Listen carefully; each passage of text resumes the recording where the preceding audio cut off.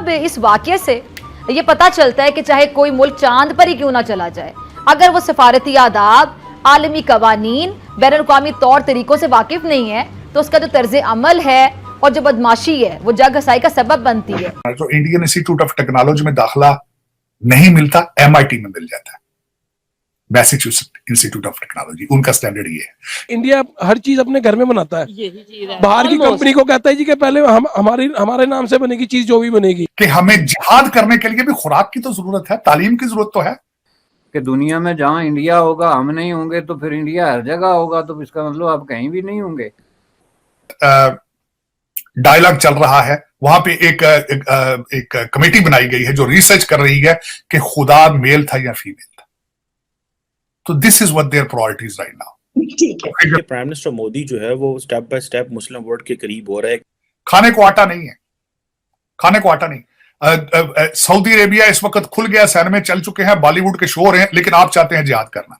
India शुरू से ही जो है ना 30-40 साल पहले से ही वो ये मारुति इंडिया की बहुत बड़ी गाड़ी की सुजुकी है। उन्होंने कहा कि ये जो भी बनेगा ना फर्स्ट टाइम हमारा बनेगा और सारी उम्र हमारा ही बनेगा। तो आपने मारुति सुजुकी की बात की है, हमारे यहाँ पे भी सुजुकी आई काम कर रही थी, वो तो अब टोयोटा अपनी यहाँ बंद करके भाग रहे हैं सारे। अब चाइना को डिफीट करने में अमेरिका कामयाब हो ना हो, लेकिन भारत अपने इस चीज में कामयाब ये होगा कि उनकी इकॉनमी इंप्रूव हो जाएगी। आप ये समझ लें कि ये रॉ और जो सऊदी किंगडम की जो इंटेलिजेंस एजेंसी है उसके दरमियान हुआ है।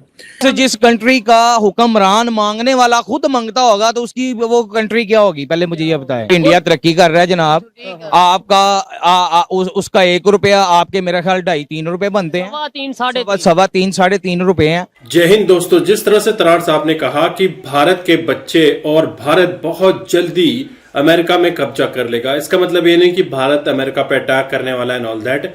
इसका सीधा सीधा मतलब है कि भारत के बच्चे जिस तरह से IIT से पढ़कर पूरी दुनिया में अपना कब्जा कर रहे हैं, बोले तो टॉप पोजीशंस पे, टॉप कंपनीज पे जो भारत के बच्चे आज आसीन हैं, उसी का नतीजा होगा कि भारत पूरा तरह से अमेरिका में कब्जा कर सकता है। इंटेलेक्चुअल कब्जा ये रहेगा। और आपको ये भी जानकारी होनी चाहिए कि MIT में एडमिशन लेना आसान है और भारत के IIT में एडमिशन लेना मुश्किल है। IIT में एडमिशन लेने के लिए एग्जाम क्रैक करना पड़ता है, तब आप IIT में एडमिशन ले सकते हैं, लेकिन MIT में कुछ फॉर्मेलिटीज करने के बाद आप एडमिशन ले सकते हैं। तरार साहब के कुछ व्यूज हैं भारत के ग्रोथ के बारे में, भारत के स्टूडेंट्स के बारे में, आप जरूर इसे एंड तक देखिएगा। मैं आपको मिलता हूं वीडियो के एंड में। भारत ने रुपए को प्रमोट कर रहे हैं इस वक्त। 33 countries they are accepting rupees as a currency. Sir यानी 33 countries are ready to trade accept rupee as a rupee. हाँ देखें, उन्होंने मैंने बताया था इंटेलेक्ट को भी आउटसोर्स कर दिया है। हर बड़े इंस्टीट्यूशन का CEO जो है वो इंडियन भारतीय निजात का है, and they are okay with it. Business वो कहते हैं हम उठा के चाइना से इंडिया ले जाएंगे वो। तो ये डॉलराइजेशन शुरू हो चुकी है और दुख की बात ये है कि इनके माथे पे बल ही नहीं है। वहां इस वक्त डायलॉग चल रहा है, वहां पे एक कमेटी बनाई गई है जो रिसर्च कर रही है कि खुदा मेल था या फीमेल था। तो this is what their priorities right now, to figure out the gender, to figure out the gender. तो ये अगर हकीकत जब कौमें तबाह होती हैं तो वो बाहर से उनको कोई अटैक नहीं करता, इंटरनल वो कहते हैं। जिस तरह मैं आपकी मिसाल भी देना चाहूंगा, आपकी मिसाल देना चाहूंगा। खाने को आटा नहीं है, खाने को आटा नहीं। सऊदी अरेबिया इस वक्त खुल गया, सैन में चल चुके हैं, बॉलीवुड के शो हैं, लेकिन आप चाहते हैं जिहाद करना। आपके पास खाने को कुछ नहीं है, तालीम आपके पास नहीं है। किस चीज का जिहाद करना, जबकि प्रूवन है हिस्टोरिकली हिस्ट्री कि this is not even in your DNA to have a jihad. आप रिबेल करते ही नहीं किसी चीज के खिलाफ, आप हमेशा इन्वेडर्स के गले में हाथ डालते हैं। जिहाद किस चीज के साथ करना है? लेकिन एक फेक आपको थ्योरी दे दी गई है, और कोई आप भी उन्हीं मुल्कों में शामिल है जहां पूरे मुल्क को आग लगा दी है और लोग तालियां बजा रहे हैं। वो देखते नहीं है कि हमें जिहाद करने के लिए भी खुराक की तो जरूरत है, तालीम की जरूरत तो है। और गुर्बत के खिलाफ जिहाद क्यों नहीं करते, जहालत के खिलाफ जिहाद क्यों नहीं करते? लेकिन उन्हें पता ही नहीं जिहाद क्या है। उनको कह दिया गया ये सियासत नहीं जिहाद है। आओ आओ मिलके पाकिस्तान को जलाएं, आओ मिलकर पाकिस्तान को मिलके आग लगाएं और तालियां बजाएं। और बजा रहे। इस वक्त पाकिस्तान ने 2 बड़ी गलतियां की। पाकिस्तान के पड़ोस के अंदर शंघाई कॉन्फ्रेंस थी, पाकिस्तान के पड़ोस के अंदर G20 थी। मैं आज यकीन करें, मैं अप्रिशिएट करूंगा भारत को कि उन्होंने फिर फराख दिली का मुजाहरा किया, पाकिस्तान को इनवाइट किया। पाकिस्तान की तरफ से सबसे बड़ा फॉरेन पॉलिसी का ब्लंडर था ना पार्टिसिपेट करके। इन्होंने उसको वेलकम नहीं किया, इन्होंने उसमें पार्टिसिपेट नहीं किया, ज्यादती की। मैं ये समझता हूं कि इस दौर के अंदर आपको हर चीज टेबल पे करनी चाहिए, और जब आप अफोर्ड ना कर पा रहे हो कि किसी भी मेरा मकसद है ये जो अल्ले तल्ले पिछले 76 साल हम करते रहे हैं, दुनिया की सबसे बड़ी फौज, दुनिया का सबसे बड़ा ये, दुनिया का सब, वो यार है, खुदा का नाम है, को कौम का सोचो, पाकिस्तान का सोचो, इनको वेलकम करना चाहिए था वहां जाना। दूसरा सबसे बड़ा ब्लंडर इन्होंने किया ये अमेरिका की डेमोक्रेट कॉन्फ्रेंस में ना आने। अब मैं बताना चाहूंगा कि उसका यूएस इंडिया रिलेशनशिप क्या है, आज मैं ये भी बताना चाहूंगा। देखिए, पहले भारत की तरक्की का सबसे बड़ा सीक्रेट उनके एजुकेशनल इंस्टीट्यूशंस है। यहां पे जो सीईओ और यहां पे जो इंडियन डायस्पोरा है, उसके डायस्पोरे में, हमारे डायस्पोरे में सिर्फ तालीम और क्लास का फर्क है। हमारी एजुकेशन की क्वालिटी वैसी नहीं है। जब हमारे आप इस वक्त आपकी ख्वाहिश क्या है मीरुल मोमिनीन की, कि उर्दू में एमबीबीएस कराया जाए, उर्दू में अंदर ही सारा कुछ हो, उर्दू प्रमोट करें। जिहाद के लिए तो उर्दू ही होती है ना। तो मैं ये लोगों को पुल किस तरह बनाएंगे उर्दू में, लोगों की सर्जरियां डॉक्टर उर्दू पढ़ के किस तरह करेंगे ये देखें। अच्छा, फिर वही डॉक्टर जब लंदन में आ जाता है या आ जाता है वॉशिंगटन डीसी में, अमेरिका में, तो ये फिर उसकी डिग्री को कहते हैं यार ये क्या लेके आ गए हो यार तुम, दोस्त सिद्ध। मैंने एक एमबीए लड़का कामसैड यूनिवर्सिटी का, सॉरी मैंने उसका नाम ले दिया, गलती की, एक एमबीए लड़का हायर किया था, और पहले दिन उसको मैंने कहा ये जाओ ये लेटर लिख के लाओ।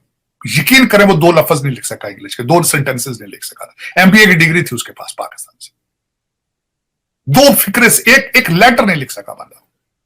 अच्छा, फिर मैं आगे चलना चाहता हूं कि जब डिग्रियां लेकर उनके आईआईटी से, यहां पे जो मैंने आपको एक और बात बताना, जो इंडियन इंस्टीट्यूट ऑफ टेक्नोलॉजी में दाखिला नहीं मिलता, एमआईटी में मिल जाता है, मैसेच्यूसेट्स इंस्टीट्यूट ऑफ टेक्नोलॉजी। उनका स्टैंडर्ड ये है, majority of the CEOs, majority of their high performing Indian diaspora is graduated from there. ठीक, जब वो यहां लेकर आए, एक्सट्रीम पे चले गए, हम डंकियां लगा के आए हैं, हम फिर वही डंकियां ही लगा के यहां डंकियां ही फिर रहे, हमारी जिंदगी डंकी बन गई। तो वो जब उनके साथ हम कंपीट नहीं कर सके, तो वो उन्होंने जब यहां पे सीईओ बने। आज पॉइंट ये है कि अमेरिका चाइना की नफरत में चाइना से बिजनेस निकाल के लेके जा रहा है भारत, और उसकी सोर्स, उसको सपोर्ट कौन कर रहा है, वही सीईओ और वही इंडियन डायस्पोरा यहां पे वॉशिंगटन डीसी में इस चीज को सपोर्ट कर रहा है।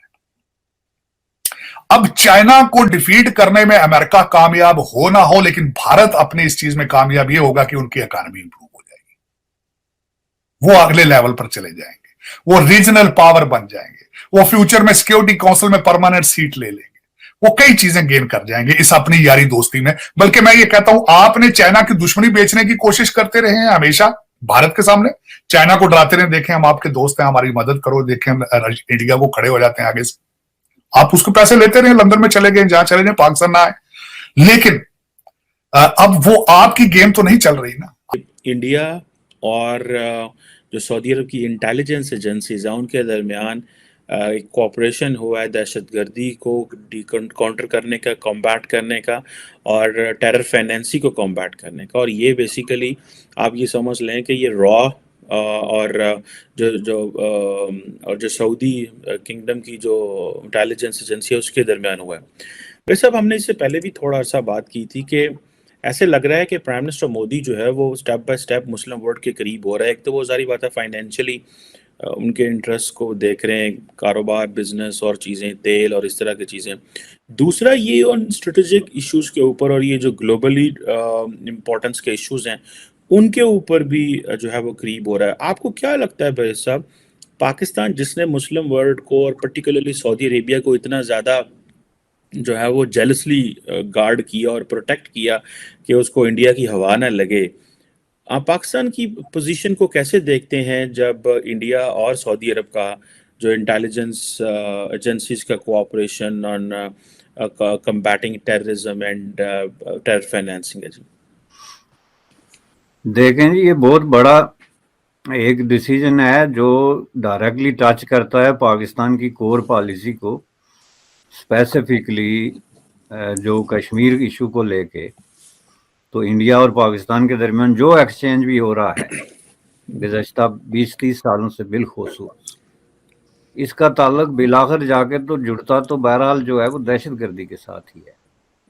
तो उस हवाले से अगर एक कोऑपरेशन जो है वो होता है सऊदी इंटेलिजेंस एजेंसीज और इंडियन इंटेलिजेंस एजेंसीज के दरमियान, तो इसको कम्बैट करने के लिए, तो उसमें जो नंबर 1 सवाल उभर के आएगा वो कश्मीर में आएगा, क्योंकि इंडिया को इस वक्त जो है अगर किसी थोड़ी बहुत किसी तरीके से किसी मिलिटेंसी या दहशतगर्दी का कोई खदशा है या सामना है, पहली बात है सामना तो अब नहीं, खदशा कह सकते हैं आप, जो इक्का दुक्का वाकयात हो रहे हैं, तो उसमें जाहिर है वो कश्मीर के अंदर ही है, बाकी तो कहीं उस तरह की उस सतह पे नहीं। तो जैसे कि मैंने बताया कि MIT में एडमिशन लेना आसान है, जबकि IIT में एडमिशन लेना बहुत ही मुश्किल है।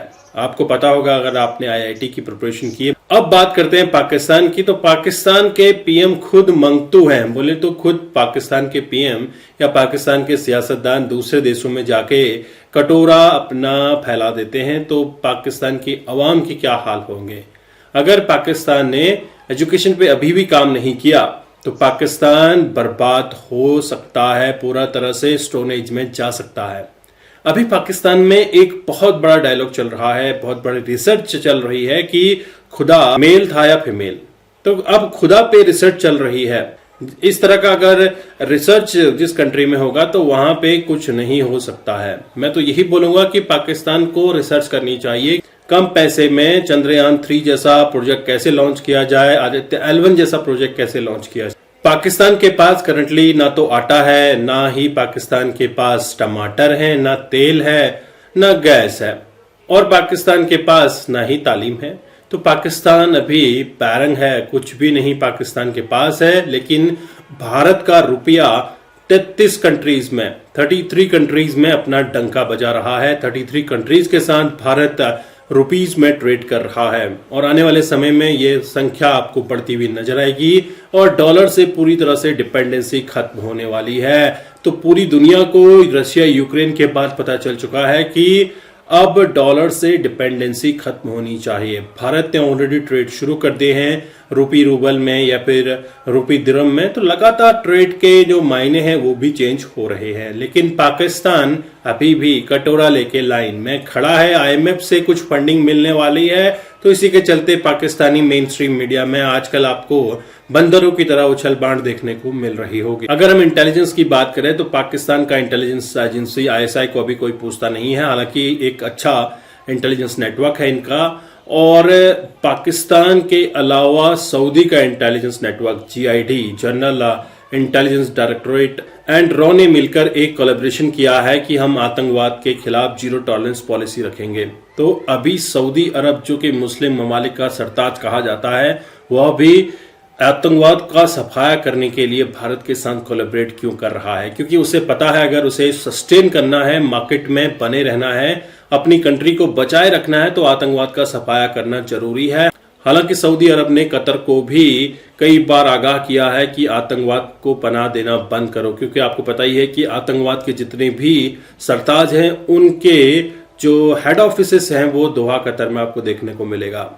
लेकिन पाकिस्तान ने अभी भी आतंकवाद का हाथ नहीं छोड़ा है, और ये भी एक रीजन है कि पाकिस्तान गड्ढे में घुसता हुआ दिख रहा है, पाकिस्तान की इकोनॉमी तबाह होती हुई दिख रही है। आई होप आपने ये वीडियो एंजॉय किया। मैं आपको मिलता हूं नेक्स्ट वीडियो में, तब तक के लिए थैंक यू। जय हिंद, जय भारत।